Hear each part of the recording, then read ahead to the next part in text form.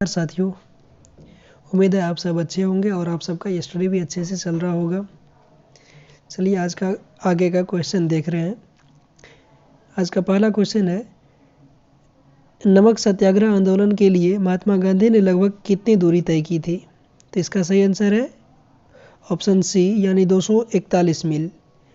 तो यह आंदोलन 241 मील तक की दूरी तय की गई थी आंदोलनकारियों के द्वारा और ये 12 मार्च 1930 को साबरमती आश्रम से शुरू किया गया था।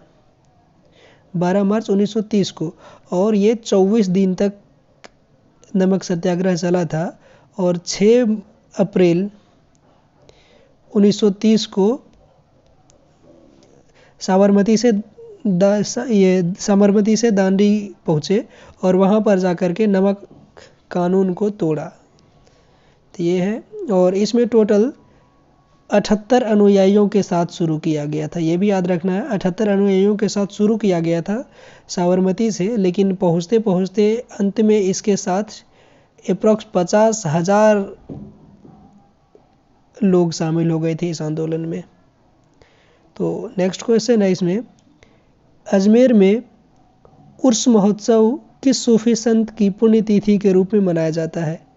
यह है ख्वाजा मोइनुद्दीन चिश्ती यानी ऑप्शन ए मोइनुद्दीन ए, ठीक है। और सलीम चिश्ती का मकबरा, अगर यहाँ पर सलीम चिश्ती का बात करें तो इसका मकबरा फतेहपुर सीकरी में है और हज़रत निज़ामुद्दीन का बात करें तो इसका मकबरा दिल्ली में है। तो ये मोइनुद्दीन चिश्ती जो है दिल्ली सल्तनत के संस्थापक कुतुबुद्दीन ऐबक थे। इसके साथ 2 संत भारत आए थे, एक थे ख्वाजा मोइनुद्दीन चिश्ती और एक थे कुतुबुद्दीन बख्तियार काकी। तो कुतुबुद्दीन बख्तियार काकी के याद में दिल्ली में कुतुब मीनार का स्थापना किया गया है और ख्वाजा मोइनुद्दीन चिश्ती के ही याद में अजमेर में एक मस्जिद का भी निर्माण किया गया है जिसका नाम है 2.5 दिन का झोपड़ा। तो यहीं पर पूछता है कभी कि 2.5 दिन का झोपड़ा पहले क्या था? तो 2.5 दिन का झोपड़ा पहले विग्रहराज चतुर्थ का संस्कृत स्कूल हुआ करता था। नेक्स्ट क्वेश्चन है, बादशाह अकबर ने बुलंद दरवाज़ा किस वर्ष बनवाया था? एक्चुअली यहाँ पर इसका टोटल ऑप्शन ही गलत है।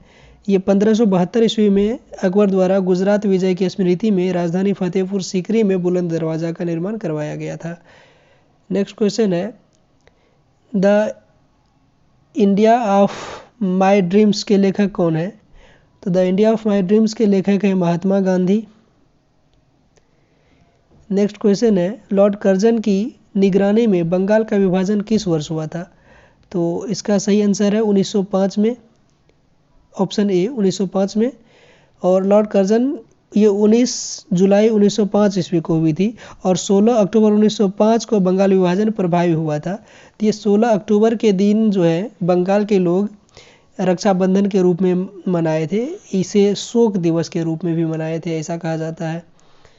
नेक्स्ट क्वेश्चन है, नज्म उल बहरैन पुस्तक लिखने लाला मुगल शासक कौन था? इसका राइट आंसर है दारा शिकोह। नेक्स्ट क्वेश्चन है, भारत में वैष्णववाद की वृद्धि का प्रमाण हेलियोडोरस स्तंभ किस भारतीय शहर में स्थित है? ये विदिशा में स्थित है। नेक्स्ट क्वेश्चन है आज का,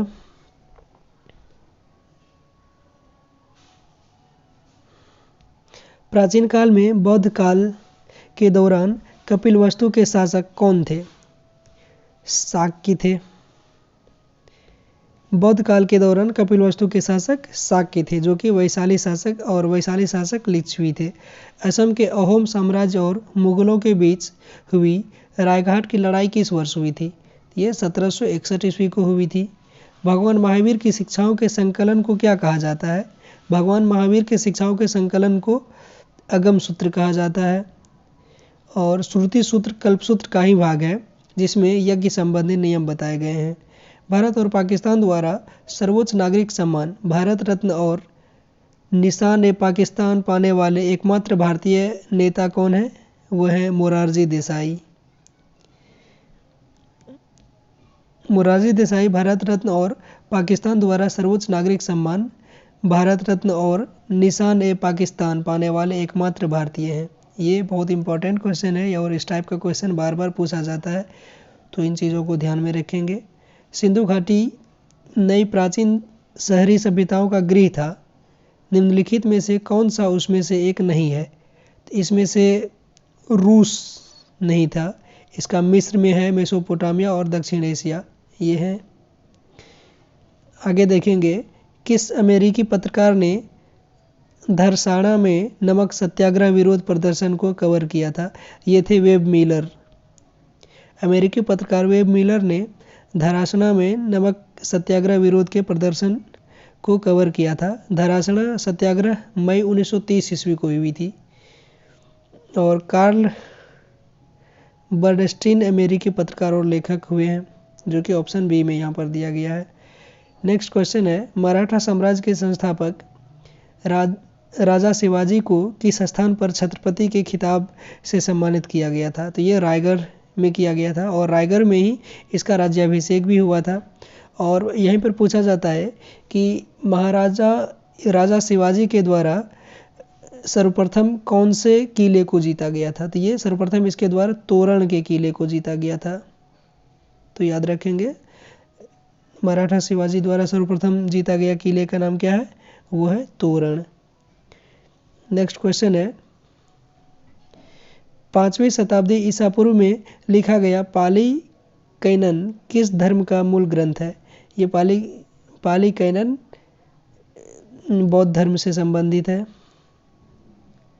नेक्स्ट क्वेश्चन है, वाराणसी किला भारत के किस राज्य में स्थित है? ये ओडिशा में है। वाराणसी किला भारत के ओडिशा में स्थित है। नेक्स्ट क्वेश्चन है, रिपब्लिक पुस्तक के लेखक कौन है? रिपब्लिक पुस्तक के लेखक हैं प्लेटो और अरस्तु पॉलिटिक्स के लेखक हैं। प्लेटो को सुकरात का शिष्य या अरस्तु का गुरु भी कहते हैं। ब्रिटिश संसद में सांसद बनने वाले पहले भारतीय का नाम क्या है? ये थे दादा भाई नौरोजी, जिसे ओल्ड मैन ऑफ इंडिया भी कहा जाता है। और ड्रेन ऑफ वेल्थ यानी धन का बहिर्गमन का सिद्धांत दादा भाई नौरोजी के ही द्वारा 1905 में दिया गया है।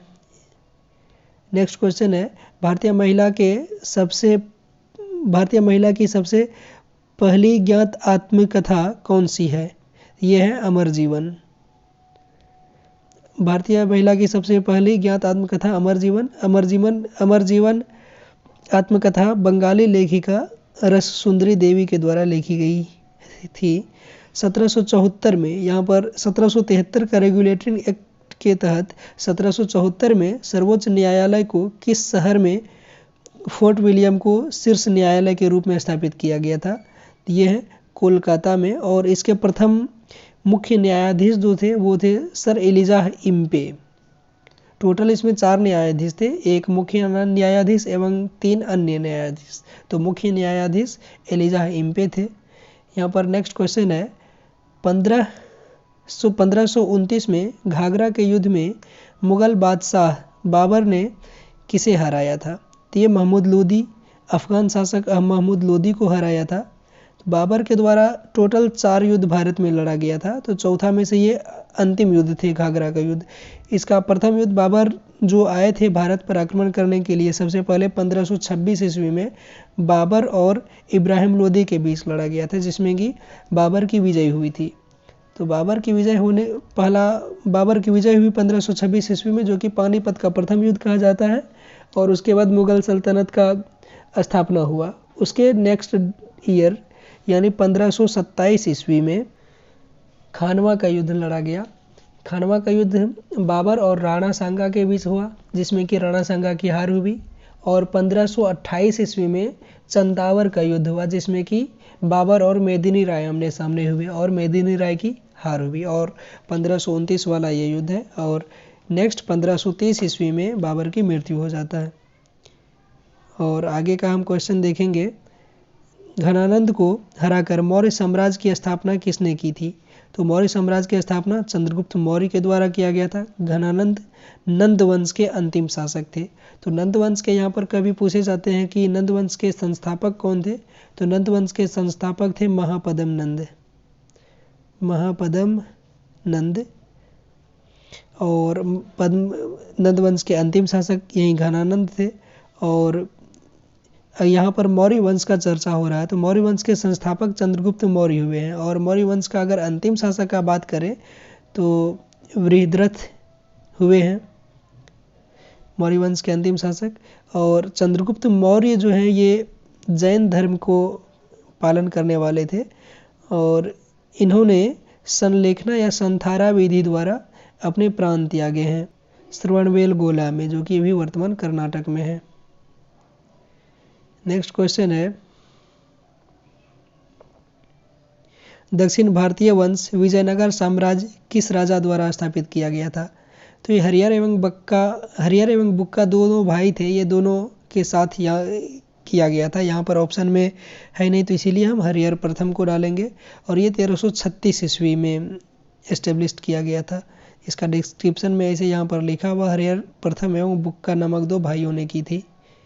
और अगर हम देखें तो दक्षिण भारत में ये तुंगभद्रा नदी है और तुंगभद्रा नदी के दक्षिण साइड में मतलब नीचे यहाँ पर संगम वंश का स्थापना हुआ था 1336 में।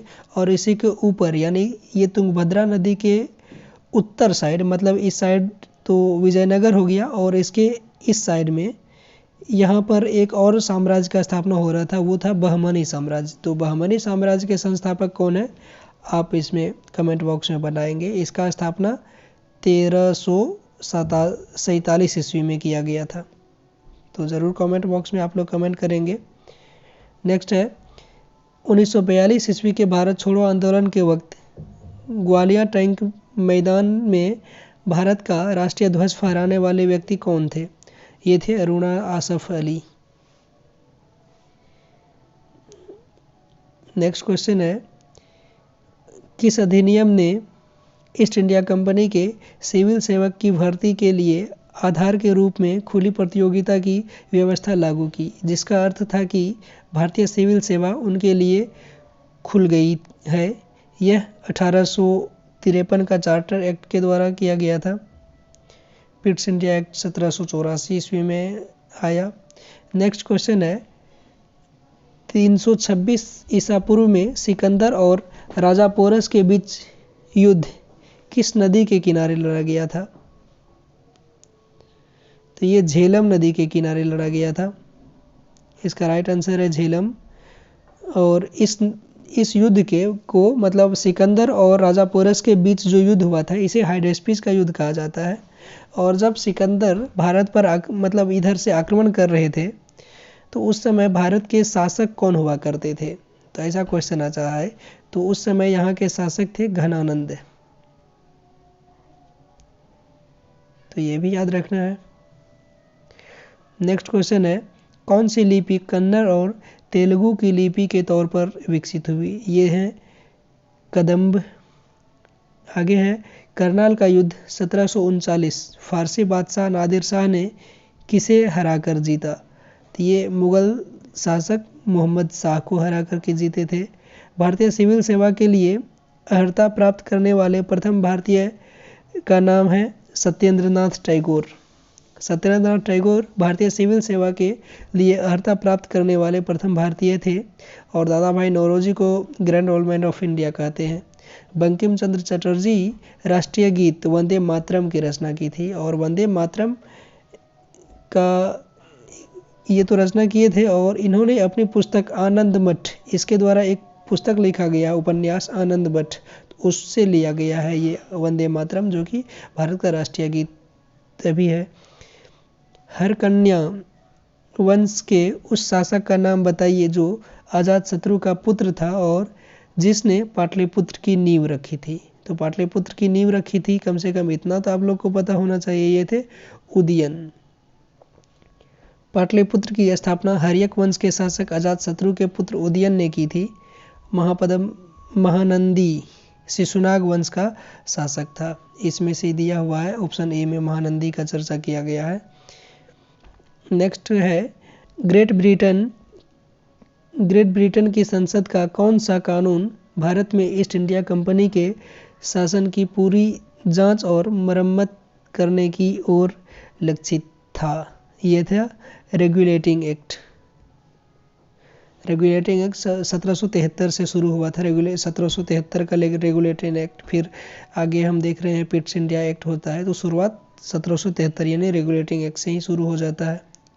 इसका डिस्क्रिप्शन दिया हुआ है, तो ये पेज भी जो है हम आपको PDF के तौर पर हम डाल देंगे डिस्क्रिप्शन बॉक्स में। यहाँ पर टेलीग्राम लिंक मिल जाएगा, तो आप वहाँ से जा कर के ये इसका PDF भी आप डाउनलोड कर सकते हैं। नेक्स्ट क्वेश्चन है, भारत रत्न प्राप्त करने वाले उस सुधारक और शिक्षक थे जिन्होंने स्त्रियों के उत्थान के लिए महत्वपूर्ण भूमिका निभाई। ये हैं गोंडो केशव कर्वे। गोंडो केशव कर्वे भारत रत्न प्राप्त करने वाले एक समाज सुधारक और शिक्षक थे जिन्होंने स्त्रियों की शिक्षा में महत्वपूर्ण भूमिका निभाई। DK कर्वे ने भारत में प्रथम महिला विश्वविद्यालय की भी नींव रखी थी। चोल साम्राज्य के संस्थापक का नाम बताइए जिसने तंजौर पर कब्जा किया और जिसके बाद आदित्य प्रथम राजा बना। ये थे विजयालय। चोल साम्राज्य के संस्थापक कौन हुए? विजयालय। नेक्स्ट क्वेश्चन है, 1773 के विनियमन अधिनियम के दोषों को दूर करने के लिए ब्रिटिश संसद द्वारा पारित किया गया था। कौन सा अधिनियम जो ईस्ट इंडिया कंपनी अधिनियम 1784 से भी जाना जाता है? ये थे पिट्स इंडिया एक्ट, यानी option number C। Next question है, अमरोहा के युद्ध 1305 में दिल्ली सल्तनत को किसके ऊपर विजय प्राप्त हुई थी? ये मंगोल सेना के ऊपर विजय प्राप्त हुई थी। नेक्स्ट है, भारत सरकार अधिनियम 1919 23 दिसंबर 1919 से लागू हुआ। इस अधिनियम में सिफारिश किए गए सुधारों को शामिल किया गया। Montagu Chelmsford. तो प्रांतों में द्वैत शासन का स्थापना मॉन्टेग्यू चेम्सफोर्ड अधिनियम 1919 के द्वारा ही लागू किया गया है। इन चीज़ों को भी हम ध्यान में रखेंगे। और पूछे अगर केंद्र में द्वैत शासन पर अधिनियम, तो ये 1935 के अधिनियम के द्वारा लागू किया गया है। तो इन चीज़ों को भी साथ साथ हम ध्यान में रखेंगे। आगे है, वह पत्रिका जिसमें महात्मा गांधी ने उल्लेख किया था कि वे चाहते थे कि संविधान ऐसा करें। ये है यंग इंडिया। गांधी जी ने हरिजन शब्द का प्रयोग हिंदू समाज के उन लोगों के लिए किया जो सामाजिक रूप से बहिष्कृत माने जाते थे। नेक्स्ट है, विश्वामित्र का टीला किस राज्य में स्थित है? ये हरियाणा में स्थित है। राष्ट्रीय एकीकरण की दिशा में योगदान के लिए कौन सा पुरस्कार दिया जाता है? ये सरदार पटेल पुरस्कार दिया जाता है। सरदार वल्लभ भाई पटेल को सरदार की उपाधि बारदोली सत्याग्रह 1928 में बारदोली की महिलाओं के द्वारा दिया गया है। तो इन चीज़ों को भी हम याद रखेंगे। आगे है, किस कार्यक्रम को यूनेस्को द्वारा मानवता की अमूर्त सांस्कृतिक विरासत के रूप में चिन्हित किया गया है? ये कुंभ मेला को दिया हुआ है। नेक्स्ट है, भारतीय दर्शन की 6 विचारधाराओं में से निम्नलिखित में से कौन सा एक है? वो वेदांत है। और अगर 6 विचारधारा को हम जाने तो वो है न्याय दर्शन, वैशेषिक दर्शन, सांख्य दर्शन, योग दर्शन, मीमांसा दर्शन और वेदांत दर्शन।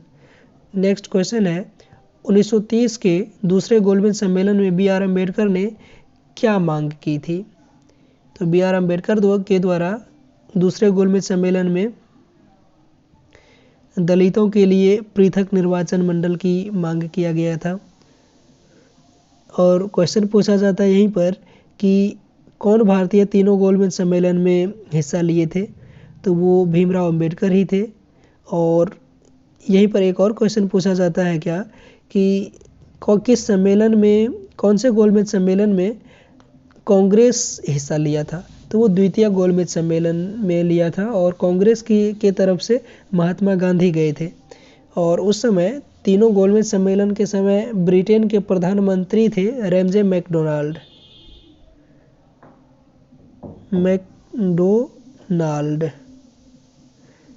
तो याद रखेंगे आप लोग नाम। इंडिया मीन्स फ्रीडम पुस्तक के लेखक कौन है?